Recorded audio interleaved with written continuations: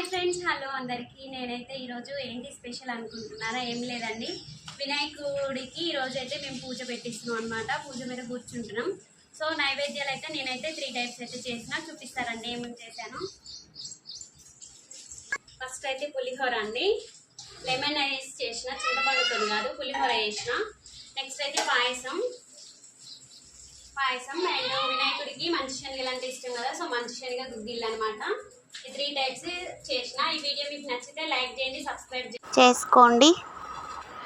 So గుగ్గిళ్ళు, మంచి శనగ గుగ్గిళ్ళు అండ్ పాయసం, పాల పాయసం.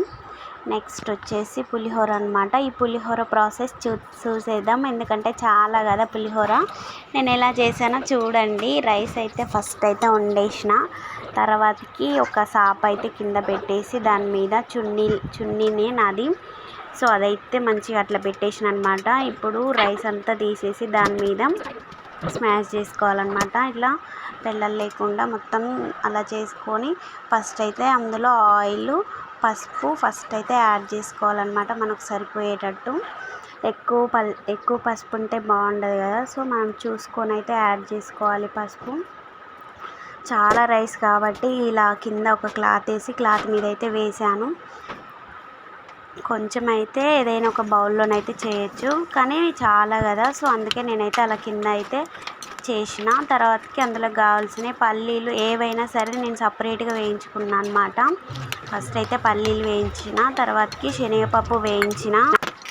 సో నేను ఇట్లా అయితే చేయడం అయితే ఫస్ట్ టైం, ఎందుకంటే వినాయకుడికి ఫస్ట్ టైం అయితే నేను పూజ మీద కూర్చోవాలనేసి చాలా అయితే రైస్ అయితే 2 kgs అనమాట. ఎందుకంటే దేవుడికి నైవేద్యంగా పెట్టాలి, ఇంట్లోకి కావాలి, ప్రసాదం పంచి పెట్టడానికి కావాలి కదా, సో అందుకే 2 kgs అయితే చేసినాం.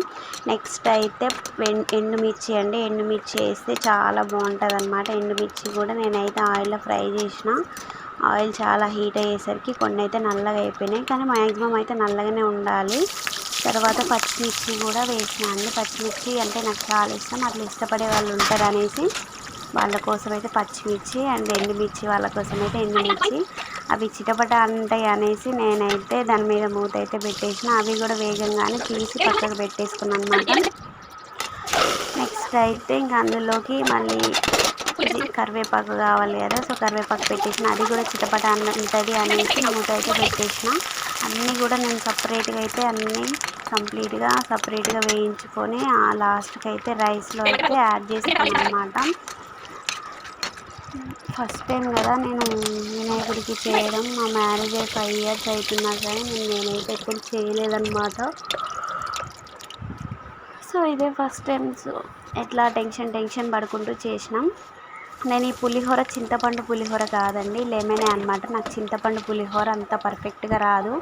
సో అవన్నీ సపరేట్గా వేయించుకున్న తర్వాత మళ్ళీ ఆయిల్ వేసి అందులో జీలకర్ర వేసేసి లెమన్ అయితే అందులో యాడ్ చేసుకున్నాను అనమాట. ఈ లెమన్ యాడ్ చేసుకున్నాక అన్నీ నేను సపరేట్గా వేయించుకునే అన్నీ కూడా అందులోనైతే కలిపేసుకున్న.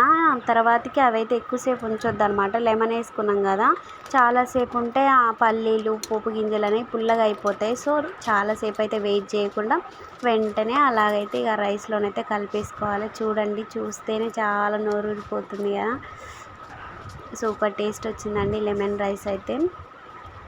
అందులో కొంచెం అయితే వచ్చిందంటే ఏమో అనుకున్నాను, చాలా రైస్ కదా, వస్తుందో రాదో, టేస్ట్ వస్తుందో రాదో, సాల్ట్ సరిపోదో అనుకున్నా. దేవుడికి కదా మనం సాల్ట్ అయితే టేస్ట్ చేయకుండా డైరెక్ట్ అయితే చేసేయాలి కదా, అట్లా అందాలో చూసేయాలి. సో నేనైతే ఇక చూసేసిన, కానీ సరిపోయిందండి, పర్ఫెక్ట్గా సరిపోయింది. చూడండి ఎంత పర్ఫెక్ట్గా కలర్ఫుల్గా ఎలా ఉందో పులిహోర అయితే. అండ్ నెక్స్ట్ ఫస్ట్ అయితే దేవునికి అయితే చేసిన అనమాట.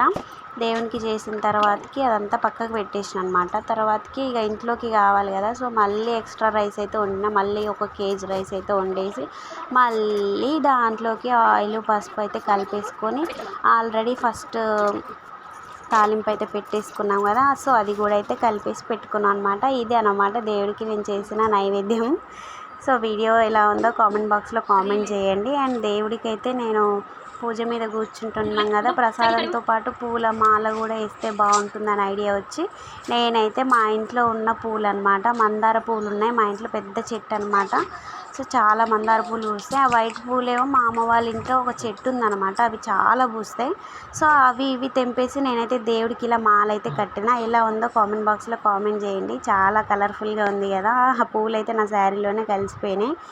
సో ఫైనల్గా అయితే అయ్యగారు వచ్చేసిండు, ఫాస్ట్గా వెళ్ళి పూజ అయితే కంప్లీట్ చేసుకున్నాం. అది కూడా నెక్స్ట్ వీడియోలో చూడండి.